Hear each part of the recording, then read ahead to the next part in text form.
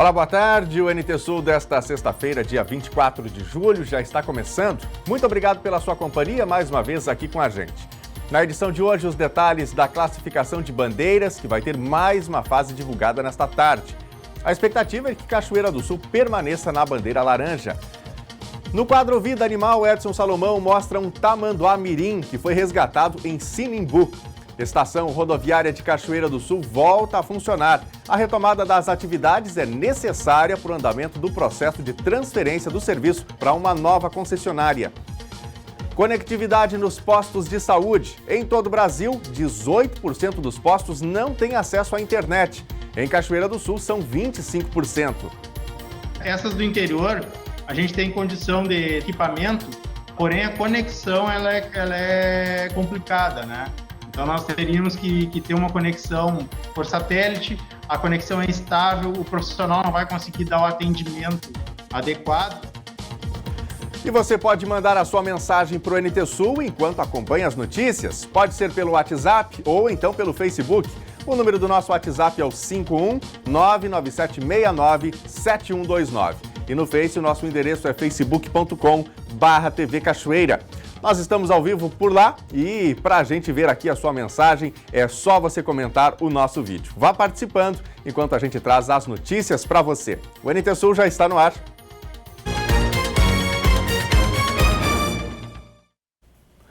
Foram notificados ontem pela Secretaria de Saúde de Cachoeira do Sul 5 novos casos de coronavírus no município.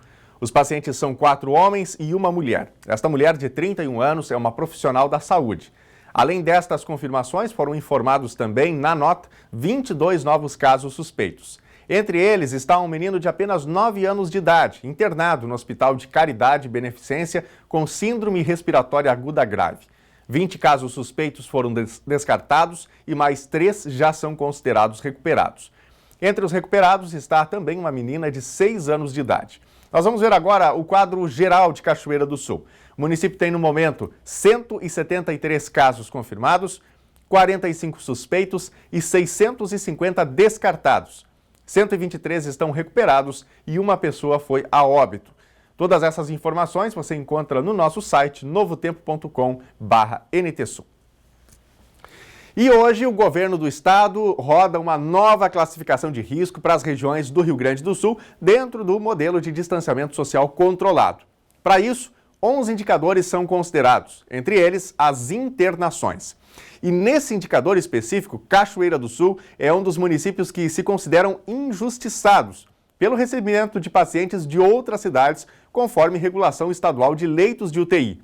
Uma revisão na estratégia de cálculo pode garantir o atendimento do pleito da cidade e também de outros municípios com gestão plena na saúde. Em bandeira laranja, Cachoeira do Sul oscila semanalmente na expectativa de classificação de risco, quando ao longo dos dias tem quase a totalidade dos leitos de UTI ocupados, e boa parte deles por pacientes vindos de outros municípios que não integram a macro-região. Ao longo desta semana, pacientes da região metropolitana ainda constavam da lista de internados em UTI no Hospital de Caridade e Beneficência. Com casos graves sob controle e internações de cachoeirenses por Covid-19 baixas, a cidade se via penalizada na classificação de bandeiras no critério ocupação de leitos, o que ocorreu até a semana passada. O levantamento dos dados feitos até a quinta-feira passada, dia 16, contabilizava o total de pacientes no HCB, na UTI, não importando se eles eram da nossa macro-região ou de fora da macro-região. Nós conferimos os dados junto com os demais hospitais da macro-região e verificamos que estavam lá todos os pacientes, né, todos os internados, sem essa separação, sem essa discriminação de dados que demonstrasse se eles eram ou não da nossa macro-região.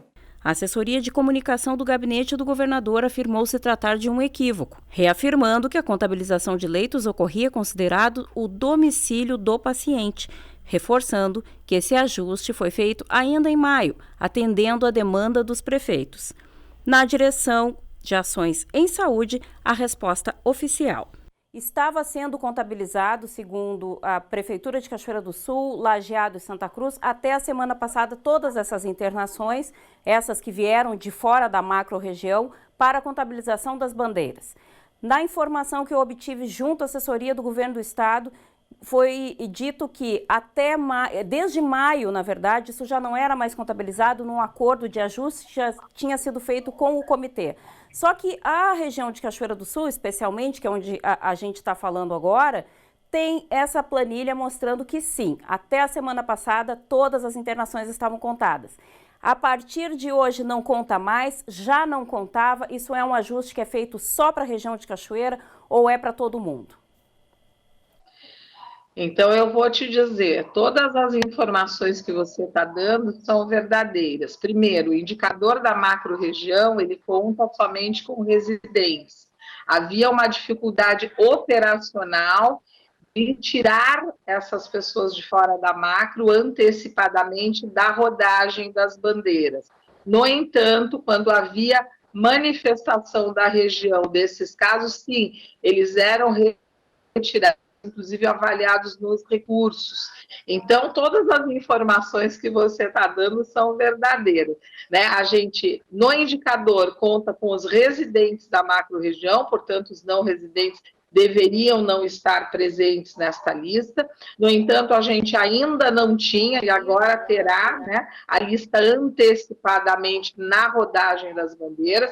A gente rodava as bandeiras com esses números e depois avaliava a posterior no momento dos recursos junto às regiões, né? E agora já antecipamos, então construímos a segurança de receber esse dado no tempo da rodada. Então, todas essas informações são verdadeiras. E é importante a gente dizer que nas últimas 2 semanas, 3 semanas, é que a gente teve uma intensificação desses números, né? Justamente porque quando você começa a ter regiões com mais dificuldade, há uma coisa que é muito positiva, né, para o SUS, que é você ter acesso. O paciente precisa ter acesso à UTI. Não importa em que região, né? Isso é um princípio do SUS de proteção à vida. E a gente depois ajusta os números. Então, nós não podemos primeiro olhar os números e depois a vida. Primeiro a gente olha a vida e depois ajusta os números.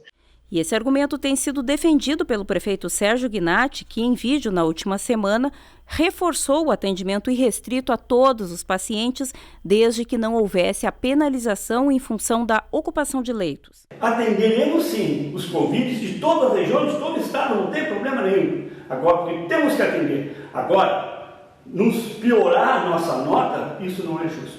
Com o anúncio de ajuste na contabilização de dados, Cachoeira está otimista em se manter na classificação de médio risco, em bandeira laranja. Pelo que nós estamos vendo da coleta informal dos dados, nós temos uma equipe aí de pessoas de vários municípios tentando sempre reunir esses dados para conseguir se antecipar o resultado. A gente acredita que a nota ela não vai sofrer tanta alteração da semana passada para cá, né? A gente viu uma estabilização dos índices de número de internados, enfim. E na semana passada, se nós formos considerar os pacientes de fora da macro, nós chegávamos a um percentual de 58% de pacientes em UTI de fora da macro-região. Então, é bastante coisa. Esse percentual, em tese, vai se reduzir um pouco para essa semana e vai reduzir um pouco também a ocupação de leitos. Essa é a expectativa, né? Não são dados ainda oficiais, são dados informais, mas essa é a expectativa que está se criando aí no grupo, de que a gente consiga ficar próximo à nota da semana passada. Quem sabe laranja ou pelo menos uma vermelha que a gente tenha argumentos para discutir, né? Ainda assim, o alerta segue sendo o mesmo. Uma baixa classificação de risco não minimiza a gravidade do momento. Então, a primeira rodada da bandeira que acontece hoje, né, que vocês receberão hoje, mesmo que na segunda-feira isso se modifique, já é um alerta para a população. Fiquem atentos, né? É sinal que estamos muito perto do limite. Precisamos cuidar, usar a máscara, lavar as mãos, não fazer aglomeração. Isso é muito importante. É isso que pode mudar o cenário do Rio Grande do Sul e, evidentemente, da vossa região, né? Consequentemente.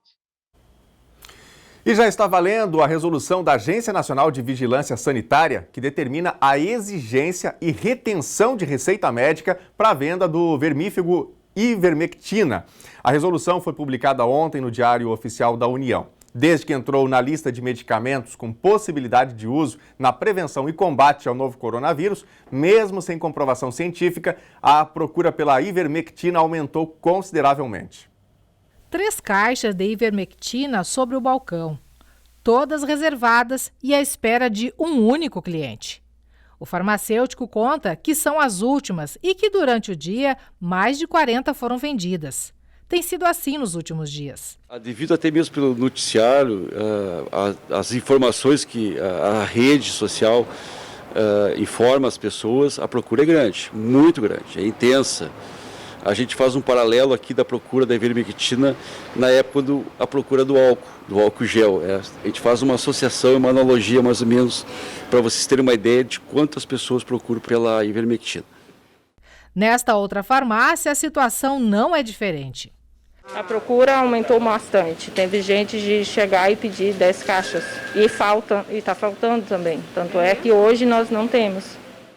A Marília lembra que com a cloroquina a situação foi semelhante, porém mais preocupante. Chegou a faltar para quem realmente fazia uso, né? Que é lúpus, entre outras doenças que tem pessoas que fazem uso contínuo dele. A indicação básica da ivermectina é para piolho e sarna. Mas depois que se tornou pública a possibilidade de que possa prevenir ou tratar a Covid-19, a procura nas farmácias aumentou até mais de 100%. Mas assim como a cloroquina, hidroxicloroquina, nitazoxanida e outros medicamentos já no mercado, a eficácia da ivermectina não possui comprovação científica e pode representar riscos à saúde. Na verdade, a gente sabe que não tem nada comprovado, né? Então, isso até um pouco assusta. Eu acho que, para o fim que se destina, ela não está sendo usada, né? Que é o que está na bula ali. Está sendo usado para outro fim. E, infelizmente, a gente não tem nada concreto sobre se isso, o que vai ser bom, o que vai ser ruim, né? Nós recebemos uma quantidade no início da semana passada. E aí, em poucos dias, acabou tudo, né? E a procura segue. A gente tem previsão de receber, mas não sabemos quando, né? Para conter a busca desenfreada do medicamento, a Agência Nacional de Vigilância Sanitária divulgou quinta-feira no Diário Oficial da União resolução em que incluiu a ivermectina na lista de medicamentos com venda somente mediante receita médica. A lista já enquadrava na regra a cloroquina, hidroxicloroquina e nitazoxanida, a Anita.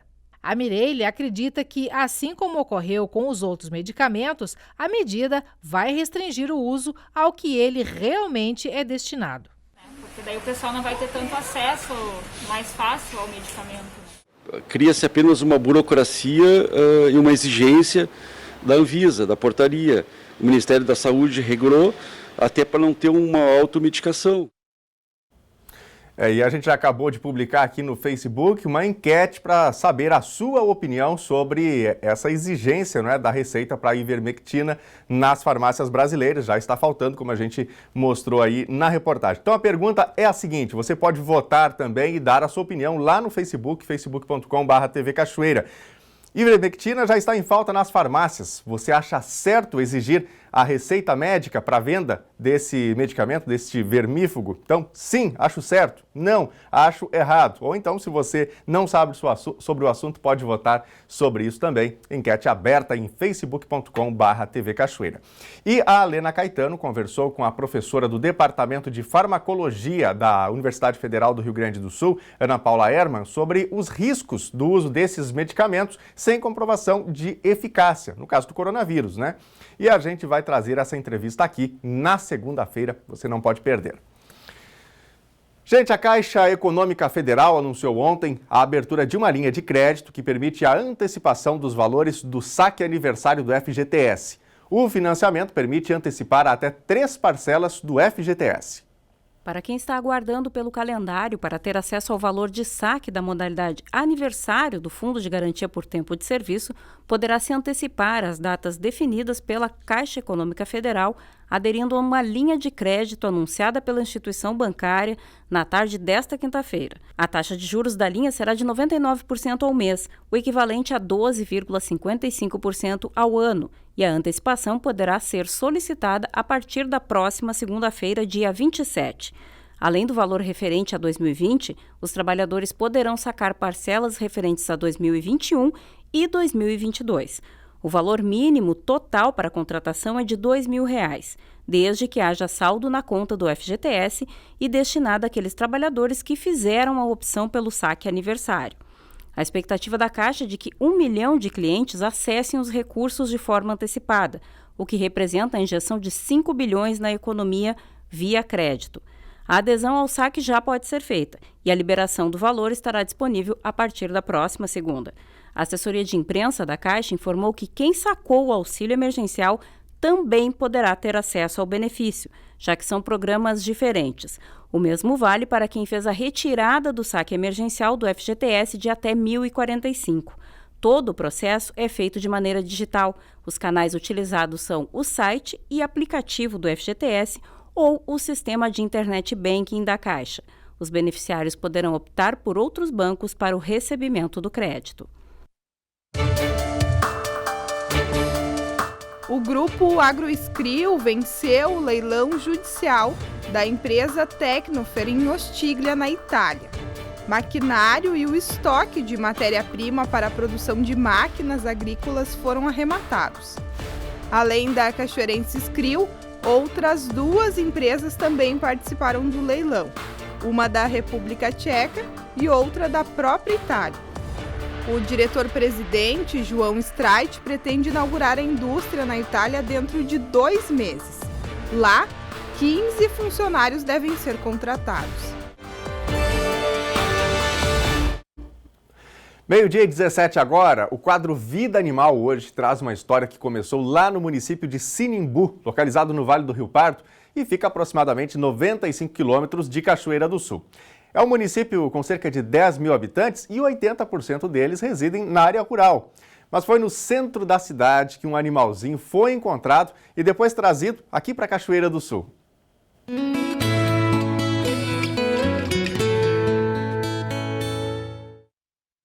É muito gratificante saber que a cada dia mais pessoas prestam socorro a animais silvestres.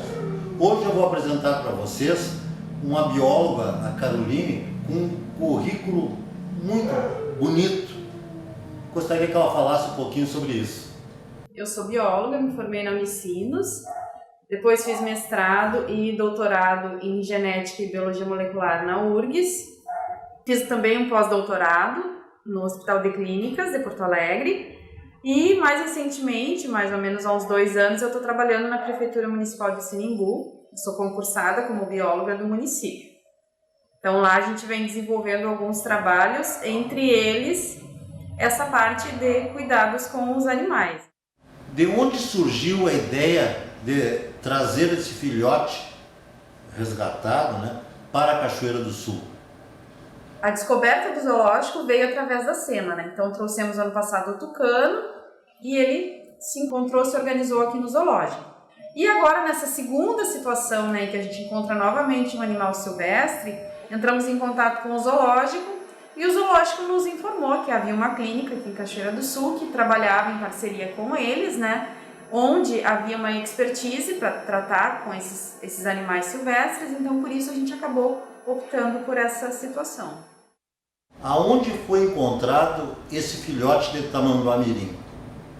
Isso aconteceu na quarta-feira à noite, O filhote foi encontrado na rua, bem próximo ao centro do município, numa rua lateral, e foi acionada a Brigada Militar para que a Brigada fizesse o resgate, como era à noite, Então a Brigada fez o resgate e na quinta-feira pela manhã entrou em contato com a nossa secretaria para que a gente fosse, então, até o local, até a casa onde ele estava, para que a gente pudesse dar uma olhada no animal, ver quais seriam as situações e dar os encaminhamentos necessários. Tiramos a guia de transporte, entramos em contato com Porto Alegre, com a Secretaria do Meio Ambiente, e fomos organizando a vinda para que ele pudesse vir para cá. Então, já que, infelizmente, a gente não sabe onde estariam os pais, a gente não tem acesso próximo, não foram encontrados os pais ou a mãe desse filhote, então a reintrodução, a recolocada dele na natureza de imediato, a gente fica um pouco inseguro, em fazer isso, porque a gente não sabe se os pais estariam próximos e, por se tratar de um filhote, poderíamos estar prejudicando a sua vida. Então, por isso, a gente optou por trazer aqui para Cachoeira, então, onde ele certamente será muito bem assistido. Gostaria de saber a tua opinião como bióloga. O que tu acha dos zoológicos? Bom, eu acredito como bióloga que a importância do zoológico ela está nas medidas de educação ambiental, né? Então, para a preservação das espécies, manutenção da vida de espécies, de animais que estão, então, com alguma dificuldade, alguma doença e a possível recolocação desses animais na natureza posterior à sua recuperação. E não havendo possibilidade de recolocar os mesmos na natureza, então que eles sejam mantidos, né, proporcionando para eles as melhores condições de vida, né, não tendo um ambiente apertado, né, tendo todas as condições favoráveis para que eles possam viver numa situação melhor, né. Caroline, qual é a mensagem que tu gostaria de deixar para os telespectadores que porventura encontrarem um animal silvestre ferido, abandonado? Deixar as pessoas orientadas no sentido de que, encontrando animais silvestres, animais machucados, né, e mesmo os animais domésticos, né, mas encontrando um animal que às vezes não tem a possibilidade de tratar, não saiba como tratar, então procure a Secretaria do Meio Ambiente do seu município para que a Secretaria, através dos seus técnicos habilitados, o biólogo, o veterinário, possam fazer os encaminhamentos necessários para os locais de destino. É muito importante salientar que, em se tratando de animais, especialmente as aves, né, que às vezes caem do ninho, é interessante que, dependendo da situação, o animal seja deixado no local, porque os pais, eventualmente, podem vir encontrar esse animal novamente. No caso das aves, isso é bastante recorrente, né? Mas, por exemplo, em caso de animais que a gente realmente não tem vestígios dos seus familiares, às vezes a única solução é, de fato, retirar o animal do local e dar os encaminhamentos. Então, o que eu gostaria de trazer como mensagem final é que, havendo esse encontro, né, com animais silvestres, que as pessoas entrem em contato com os técnicos habilitados através da prefeitura para que possa haver um encaminhamento para os locais pertinentes. Eu quero agradecer a todas as pessoas que se envolveram nesse resgate. A pessoa que comunicou a brigada, a Secretaria Municipal do Meio Ambiente, através do seu secretário, bióloga, um motorista que veio junto, que não quis aparecer no vídeo, a Secretaria Estadual do Meio Ambiente, que deu a autorização, e todas as pessoas que vão se envolver daqui para frente para a manutenção desse filhote e, quem sabe, futuramente devolver à natureza. Até a próxima.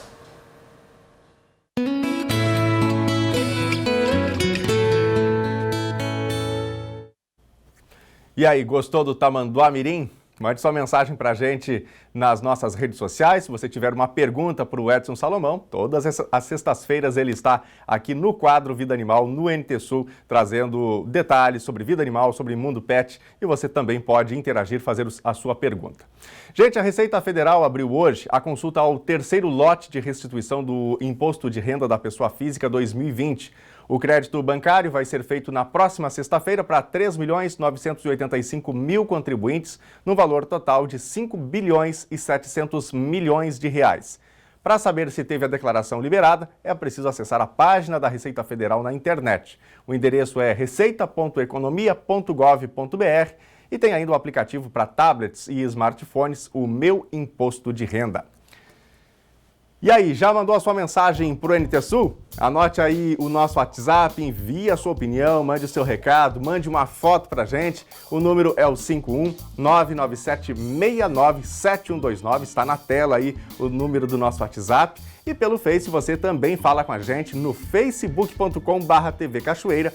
Todo o conteúdo que vai ao ar na televisão está lá na nossa live também, conteúdo sendo gerado ao vivo e você ainda pode interagir, mandar o seu recadinho pra gente. Então vamos lá, vamos começar aqui pelo Facebook. Quero mandar um abraço para Vera Redel Trojan, ela está em Santana do Livramento. Grande abraço para Vera, para os amigos aí na fronteira oeste, né, do Rio Grande do Sul. O Milton Ribeiro Sartório também passando por aqui. Um abraço, Milton, tudo de bom para você aí, uma boa sexta-feira. A Maristela Rodrigues da Silveira. está perguntando aqui sobre as datas da terceira e quarta parcelas do auxílio emergencial. Maristela, a gente vai trazer hoje à tarde em detalhes esses calendários lá no nosso site novotempo.com/NTSul. Então fique de olho, porque essa informação vai estar lá. Obrigado pela sua mensagem. Quero mandar um abraço aqui também para o José Luiz Costa de Oliveira. Ele está em Porto Alegre, está comemorando aqui o fato de que a rodoviária de Cachoeira do Sul está retornando, né, a sua operação. Daqui a pouquinho a gente vai falar disso. Obrigado, José. Grande abraço para você. Vamos para a tela, tem as mensagens aqui do nosso WhatsApp. A Elisiane também mandando mensagem aqui. Gostaria de parabenizar os meus pais, Olinda e Vilmar, que estão completando hoje 35 anos de casados. Muita saúde e alegrias ao casal. E vai um abração do netinho Kaique. Vamos ver aí, então, a foto que eles... não tem foto não, é só a mensagem. Então, parabéns para a Olinda, para o Vilmar. Homenagem aí de toda a família e da Elisiane, que mandou a mensagem pra gente. Obrigado. Quem mais? Tem mais mensagem chegando? A Sandra Ferreira também mandando mensagem aqui. O meu filho Everson Ferreira e eu estamos ligados na TV Novo Tempo. Agora sim tem foto. Tá aí a foto que a Sandra mandou pra gente do Everson. Um abraço para vocês. Uma boa sexta-feira. Quem mais? Tem mais recados aqui. Paulo Renato Bernardini. Daniel, manda um abraço para minha amiga Maria. E o Paulo mandou aqui a foto da Maria. Valeu, Paulo. Tudo de bom para você, para Maria também. Obrigado pela companhia com a gente neste finzinho já de semana aqui, não é? Nesta sexta-feira. Vai mandando seu recado, vai mandando sua opinião sobre os fatos do dia. Daqui a pouco a gente já traz mais informações, mais recados, né? A opinião do nosso telespectador e do internauta também aqui no NTSul. A seguir, conectividade nos postos de saúde. Em todo o Brasil, 18% dos postos não têm acesso à internet. Em Cachoeira do Sul, são 25%. Essas do interior, a gente tem condição de equipamento, porém a conexão ela é complicada, né? Então nós teríamos que ter uma conexão por satélite, a conexão é instável, o profissional não vai conseguir dar o atendimento adequado. Estação rodoviária de Cachoeira do Sul volta a funcionar. A retomada das atividades é necessária para o andamento do processo de transferência do serviço para uma nova concessionária. Não sai daí, o NTSul volta já.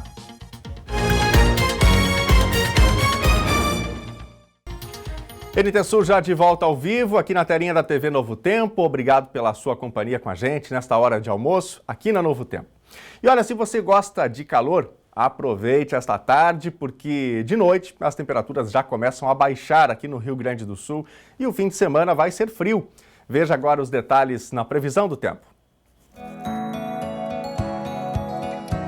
Sexta-feira é o último dia do verão fora de época em Cachoeira do Sul e ainda com temperatura relativamente alta, mas já tem a presença mais significativa de nuvens e pode chover a qualquer hora.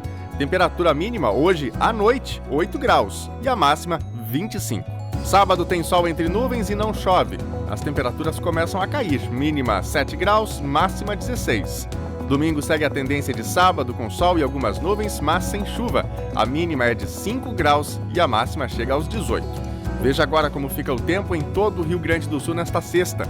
O Rio Grande do Sul deve ter um último dia de calor antes de nova mudança radical no tempo. A partir de hoje, o avanço de uma frente fria traz chuvas e quedas bruscas de temperatura. Existe o risco isolado de temporais localizados. Também há chance de ventos fortes por conta da troca de massas de ar. O sábado vai ser de frio no estado. De acordo com a Metsul Meteorologia, a frente fria ingressa pelo oeste. Nas demais regiões, sol ainda aparece entre nuvens e faz calor ao longo da sexta-feira. Em Porto Alegre, a máxima é de 30 graus. Em Uruguaiana, na fronteira oeste do estado, a máxima não passa dos 14. No norte do estado, em Passo Fundo, 27. Em Santa Maria, na região central, 25. Em Tramandaí e Torres, litoral norte, 27 graus. No sul do estado, em Pelotas e Rio Grande, 19 graus. Os senadores aprovaram ontem a medida provisória que flexibiliza os dias letivos para os ensinos infantil, fundamental e médio durante a pandemia causada pelo coronavírus. As mudanças também valem para o ensino superior. O texto vai ser encaminhado para a sanção do presidente da República, Jair Bolsonaro. Por causa da pandemia da Covid-19, o presidente Jair Bolsonaro, por meio de medida provisória, dispensou as escolas infantis de cumprirem os 200 dias do ano letivo e carga horária mínima de 800 horas, conforme exigidos pela Lei de Diretrizes e Bases da Educação. O retorno às atividades regulares ainda encontra empecilhos de natureza sanitária, exigindo um arcabouço legal que dê segurança jurídica às decisões tomadas pelos gestores públicos e pela comunidade escolar nessa situação excepcional. A medida provisória é meritória e busca solucionar um problema que impacta atualmente a vida escolar de mais de 50 milhões de estudantes, da creche ao ensino superior. As escolas de nível fundamental e médio precisam cumprir a carga horária mínima de 800 horas, mas ela pode ser distribuída em menos de 200 dias letivos. A regra também vale para as universidades, desde que seja mantida a carga horária prevista no currículo de cada curso. O MDB orienta favoravelmente a essa medida provisória tão importante, que é mais um instrumento de redução de danos do momento que nós estamos vivendo dessa pandemia. Esse é um instrumento, uma ferramenta importante, necessária e urgente para o enfrentamento, inclusive, da pandemia. O texto, que agora precisa ser sancionado pelo Executivo, ainda permite que instituições de ensino públicas e privadas desenvolvam atividades pedagógicas não presenciais. Aos alunos que fazem parte do grupo de risco, deve ser garantido o atendimento educacional de acordo com as necessidades dos estudantes. Agora 12h33, e nós vamos ver aqui mais algumas das mensagens que estão chegando dos nossos telespectadores. Antes, vou só relembrar aqui os nossos contatos para você que quer mandar o seu recadinho, mandar a sua informação, fazer um vídeo, quem sabe, opinar sobre um assunto. No WhatsApp você fala com a gente pelo seguinte número, 51997697129. E pelo Face é só acessar a nossa página facebook.com/TV Cachoeira e comentar por lá. Bom, quem manda mensagem aqui é a Leani Melo. Muito obrigado, Leani, pela sua mensagem aqui. O Pedro Fortes Nunes, ele está em Caçapava do Sul. Obrigado, Pedro, pela companhia com a gente. A Noeli mandando mensagem aqui. Boa tarde, bom fim de semana, Daniel e equipe. Parabenizando a todos os avós, pois domingo, dia 26, será comemorado o seu dia, diz aqui a Noeli. Obrigado, Noeli, pela mensagem e pela lembrança. A Márcia Azevedo também com a gente, a Márcia, Valderez, Valdir, bairro Augusta, aqui em Cachoeira do Sul, também Marilei e Elias ligados com a gente. O Luiz Augusto manda mensagem também, tá lá em Passo Fundo, ligado, né, sintonizado na programação da TV Novo Tempo. Vamos aqui para a tela. A Roselaine também manda mensagem aqui dizendo o seguinte, ela é de Cachoeira do Sul. Por que tiraram a hidroxicloroquina das farmácias, se não estão usando nos hospitais? Eu tenho lúpus e faz 3 meses que não consigo nem com receita. Isto é desumano, eu e outras pessoas precisando desse medicamento. Roselaine, na verdade, nesse caso da hidroxicloroquina das farmácias, nem se trata de retirarem das farmácias. O que aconteceu foi que muitas pessoas, naquele afã de querer ter acesso a esse medicamento, que não era nem comprovado, né, que funcionaria para o coronavírus, para combater a Covid-19, o que passou a indicar, não é, que ele não funcionaria na sequência, muitas pessoas correram para as farmácias e fizeram a compra, não é, da hidroxicloroquina e que passou a faltar, infelizmente. Não é? E por isso, inclusive, que o governo está endurecendo regras para a compra de medicamentos, caso, né, da ivermectina, como a gente noticiou hoje também aqui no NT Sul. Mas é um caso delicado, né? Assim como a telespectadora que relata aqui o problema com lúpus e aí precisa, sim, da hidroxicloroquina, vai à farmácia e não encontra. Bom, vai mandando sua mensagem, daqui a pouquinho a gente traz mais recados dos telespectadores, dos internautas aqui no NT Sul. Cachoeira do Sul passa a contar a partir de hoje com um projeto de georreferenciamento de toda a estrutura da rede de água e esgoto da Corsan.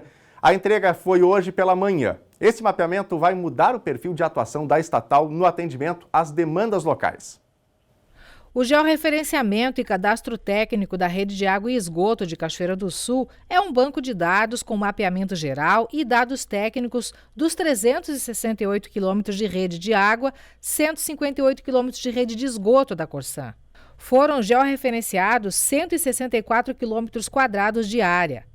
10 meses de trabalho de campo realizado pela Gauss Geo, Geotecnologia e Engenharia. O projeto local custou R$ 319 mil.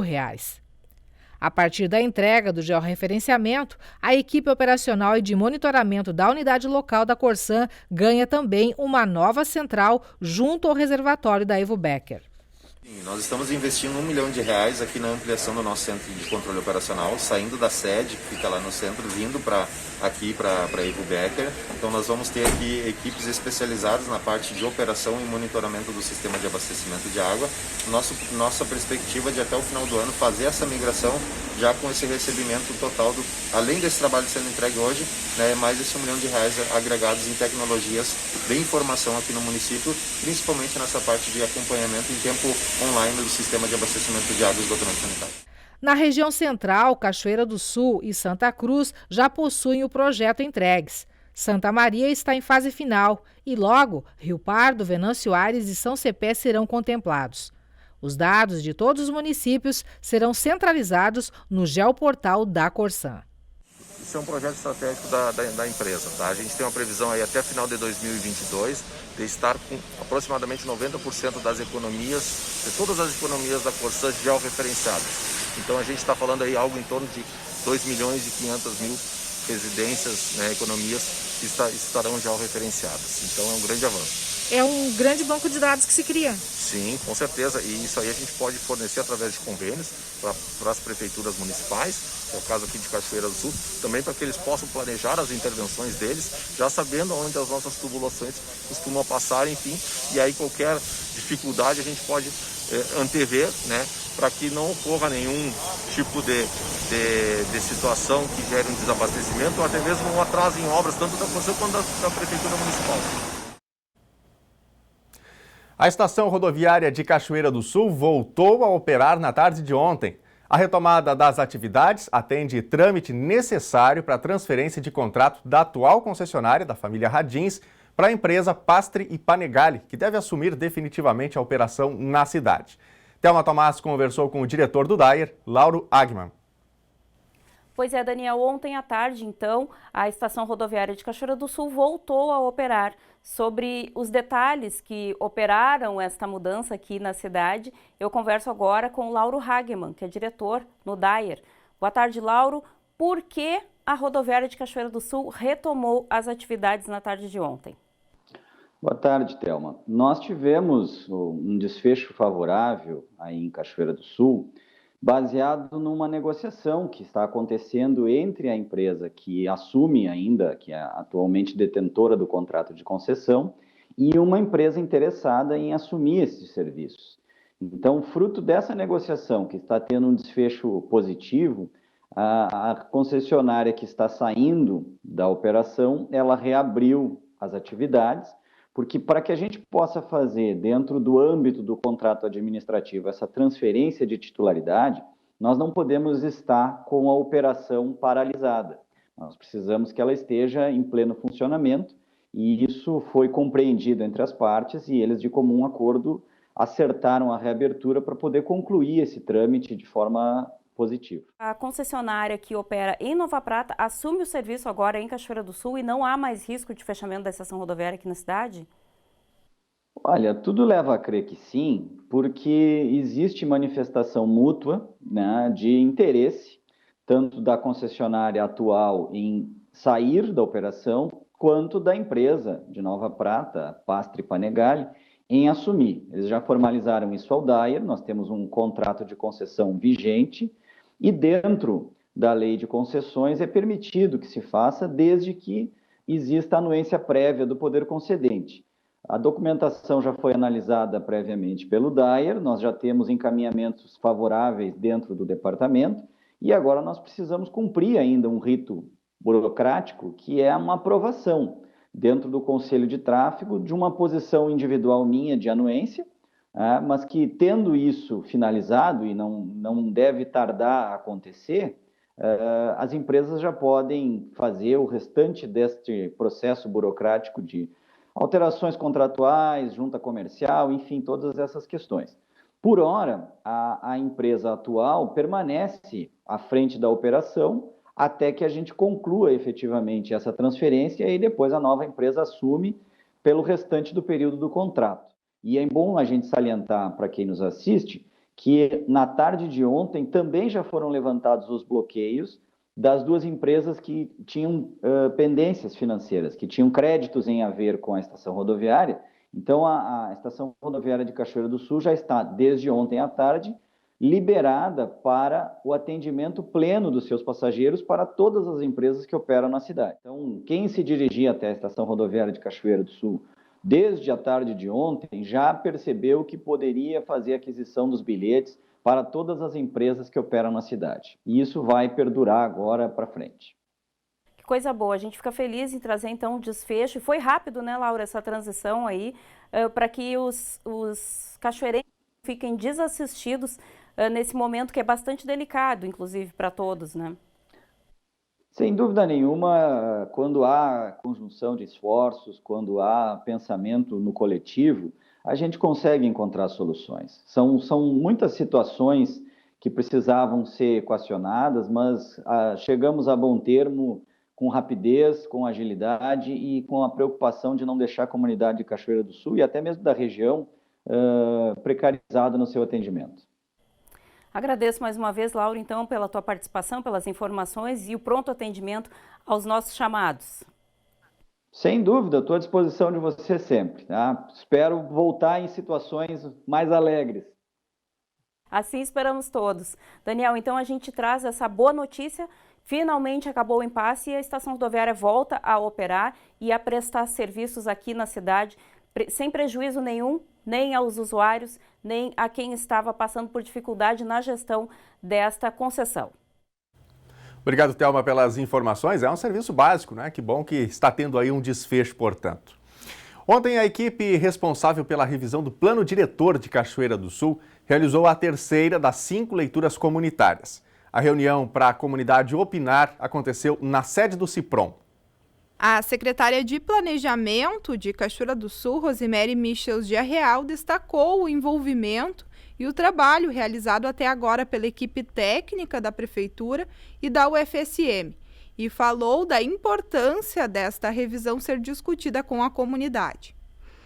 A arquiteta Cristine Coelho, uma das responsáveis pelo trabalho, falou sobre o cronograma, o plano vigente dos próximos passos até a entrega da revisão, que deve acontecer em dezembro. Além da participação presencial, essa leitura comunitária teve transmissão ao vivo pela página do Facebook da Prefeitura, onde a comunidade pôde participar através de comentários que foram repassados à equipe organizadora. As próximas leituras acontecem na terça e quarta-feira da semana que vem, a partir das 6h30 da tarde. Em função da pandemia, a reunião tem limite de participantes. E o governo do estado vai ampliar a testagem diária da população gaúcha por meio do exame RT-PCR. O novo projeto estratégico é denominado Testar RS e prevê até 7.000 exames por dia a partir de agosto, quando inicia a segunda fase de implementação. O governador Eduardo Leite lançou na tarde de quinta-feira o programa Testar RS, que pretende, ao final da implantação, garantir a realização de 7.000 testes RT-PCR diários para diagnóstico da Covid-19 no estado do Rio Grande do Sul. Atualmente, são realizados 1.000 testes por dia pelo Laboratório Central do Estado e demais laboratórios credenciados. A primeira etapa já está em implementação. A segunda ainda não teve a data divulgada, apenas o mês agosto. Nós estamos lançando um amplo programa de testagem e de rastreamento, de busca ativa de casos infectados, que é o Testar RS, que vai ser operacionalizado em conjunto com as secretarias municipais da saúde e também com apoio da iniciativa privada através do programa Todos pela Saúde, que está nos dando suporte para termos aqui um case, uma ação pioneira e que tenho certeza vai ser um bom exemplo para o Brasil. A primeira etapa vai ser aplicada em 2 grupos prioritários, que vão estar focalizados nesse momento, que são as instituições de longa permanência de idosos e os estabelecimentos de saúde, e também para o suspeito gripal nos 30 maiores municípios do nosso estado, com mais de 40.000 habitantes, onde está a maior incidência de casos confirmados por Covid-19.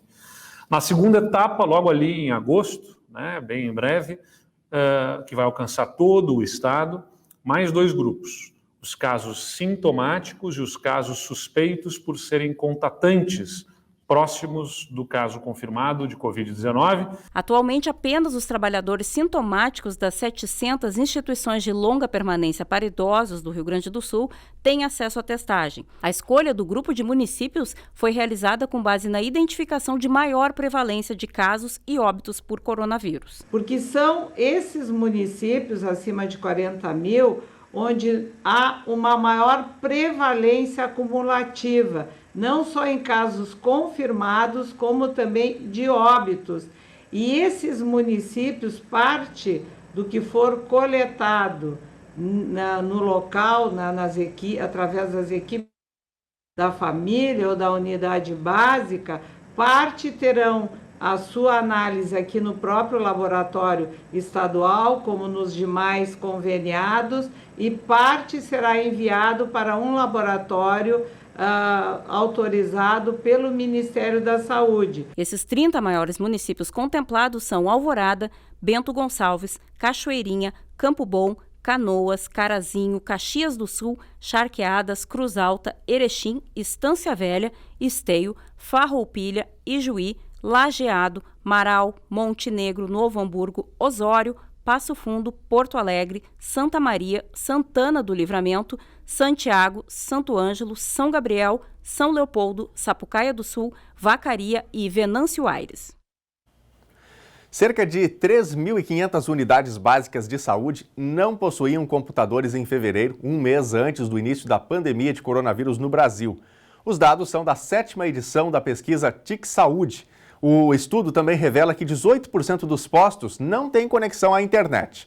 Aqui em Cachoeira do Sul, das 24 unidades, 6 estão nesta condição, ou seja, 25% dos postos do município não conseguem informar para o Ministério da Saúde em tempo real quem está sendo atendido. O estudo foi feito pelo Centro Regional de Estudos para o Desenvolvimento da Sociedade da Informação, ligado ao Comitê Gestor da Internet no Brasil. Ele reúne dados sobre o uso da internet nos estabelecimentos de saúde no Brasil. O levantamento foi realizado entre julho de 2019 e fevereiro de 2020. O resultado foi divulgado terça-feira. Na pesquisa, foram consideradas 109 mil unidades. 18% dos postos de saúde não têm conexão à internet. Já o uso de computador foi informado por 91% das UBSs pesquisadas. Em números absolutos, de 40.880 estabelecimentos deste tipo, ainda há 7.218 sem acesso à internet e 3.581 sem computador. 6 sem internet ficam em Cachoeira do Sul, 5 no meio rural e 1 na área urbana. O administrador da Secretaria Municipal de Saúde justifica. Essas do interior, a gente tem condição de equipamento, porém a conexão ela é complicada, né? Então nós teríamos que ter uma conexão por satélite, a conexão é instável, o profissional não vai conseguir dar o atendimento adequado, né? Porque em locais do interior onde a gente consegue ter o acesso de internet, por exemplo, Ferreira, Piquiri, Vila Vargas, a gente tem conexão e funciona online, né? Nas unidades que não tem essa condição, a gente acaba tendo que trabalhar no papel e fazendo o lançamento. Por exemplo, o caso do médico, atendendo um paciente e a conexão estável, ele não vai conseguir dar andamento na fila de pacientes do dia, né? Porque aí perde a conexão, perde os dados, começa de novo a consulta, e aí, em vez de ser uma facilidade, passa a ser um transtorno. Mas esse não é o único problema, o único motivo para 6 postos de Cachoeira do Sul não terem acesso à internet, né? O caso da unidade do Prado. No caso da unidade do Prado, a gente não tem segurança na unidade, ela já sofreu alguns saques em alguns momentos do passado, agora até está um pouquinho mais estável lá, né? Ficou pendurada na situação do Parque Primavera, né? Que era a unidade que iria abrir lá. e acabou não sendo finalizada aquela obra lá por uma série de outros problemas, né? Ali a unidade do Prado ela acaba tendo atendimento do médico e alguns dias da semana e atendimento de técnico de enfermagem, né? Mas assim a questão da produção deles, a questão de coleta de citopatológico, o médico que atua lá, ele atua em outras unidades de saúde, então ele também tem acesso ao computador. Ele acaba fazendo o mesmo trabalho, quando ele trabalha na unidade do Prado, ele acaba fazendo o mesmo trabalho que as unidades do interior não conectadas. Segundo a pesquisa TIC Saúde, o uso de sistemas eletrônicos para armazenar os dados de pacientes, o chamado prontuário eletrônico, ocorria integral ou parcialmente em 74% dos postos de saúde conectados. As principais informações coletadas e guardadas nesses sistemas eram dados cadastrais, 87%. Vacinas ministradas, 80%, motivação do atendimento, 78%, diagnóstico e problema de saúde, 76%, histórico ou anotações clínicas, 71%, seguido de sinais vitais, 70%. Existem lançamentos como coletas de citopatológicos que elas têm que ser lançadas via sistema porque gera um protocolo SISCAN chamado, que é o número de referência para todo o acompanhamento em caso de algum problema maior na coleta do protocolo, né? Vale também a mesma coisa para a mamografia, que tem o mesmo protocolo também. Então, mesmo não conectada, a unidade a gente acaba fornecendo em alguns pontos locais conectados para que eles possam fazer o lançamento dos dados e fazer comunicação com os sites do Ministério da Saúde, né? Você se adiantou aí, né, e já contou para a gente que tipos de dados são abastecidos, porque muitas pessoas se perguntam, tá, mas se eu não tenho médico, se eu não tenho enfermeiro, eu não consigo ser atendido para que internet, né? Então, de maneira geral e simplificada, qual é que é a utilidade do acesso à internet em um posto de saúde, numa unidade básica de saúde? Toda a comunicação realizada entre município e Ministério da Saúde, ela é realizada através do sistema eSUS. O eSUS ele pode ser modulado direto ou conectado direto com o Ministério da Saúde. Ele vai cobrar o funcionamento do eSUS dentro do repasse financeiro mensal, ou, como no caso de Cachoeira, contratando um software que faça a comunicação. Nós contratamos um software e faz essa comunicação com o eSUS. Tá? Então, por isso a necessidade da unidade estar conectada, porque aí o profissional trabalha e está lançando os dados da produção da unidade diretamente ao Ministério da Saúde. Uma unidade que ficar 3 meses sem fazer comunicação, ela perde recurso, né? O recurso da atenção básica não é encaminhado para ela. Então, no mínimo, um atendimento por mês tem que acontecer na unidade. Claro que as unidades fazem mais, né, atendimentos, mas tem que ter uma comunicação por mês e não pode ficar 3 meses consecutivos sem a comunicação sob o risco de não receber o repasse financeiro do Ministério da Saúde. Em tempos de pandemia, os sistemas eletrônicos favorecem a agilidade do acompanhamento e permitem mapear melhor os casos. A central de triagem da UPA está conectada nesse sistema, ela faz o atendimento prévio da Covid via sistema e o normal é encaminhar o paciente para isolamento, né? E o que acontece? Na medida que o paciente é encaminhado para isolamento, que o profissional médico emite o atestado de isolamento, esse paciente cai num monitoramento nosso e a gente vai fazendo monitoramento à distância, né? Por telefone. O paciente vai na UPA, é considerado como suspeito, porque o exame não sai na hora, o resultado do exame não sai na hora, né? Encaminhado para casa e durante o período de 14 dias a gente vai fazendo ligações constantes para o paciente, monitorando como é que está a situação de saúde dele, né? Em caso de agravamento, encaminha de novo a UPA ou então faz um teleatendimento com um profissional médico da rede. Aí cada caso tem o seu acompanhamento, mas isso tudo é via sistema, né? Imagina se nós não tivéssemos sistema operando, como é que a gente ia ter que fazer? A unidade de saúde também pode encaminhar o paciente suspeito de Covid para o monitoramento à distância, né? Então, o paciente, não só na UPA, o paciente vai na unidade, o profissional identifica a necessidade dele de fazer o isolamento, ele cai na central de monitoramento à distância e a gente vai fazendo acompanhamento por telefone. Isso tudo, a base disso aí é um sistema, né? Se não tivesse sistema, já não teria como fazer esse trabalho. O trabalho iria ficar bastante deficitário. Muito bem, é hora de mais mensagens aqui no NT Sul, mensagens dos nossos telespectadores. Eu começo aqui com o Facebook, com a mensagem da Francine Cardoso, já que a gente citou aqui, né, que no fim de semana tem aí o Dia dos Avós, e aí vai a mensagem da Sofia e do Davi, né, quem mandou aqui foi a Francine, mandando um abraço especial para os avós Cuca e Cardoso. Vai aí nosso abraço especial, portanto.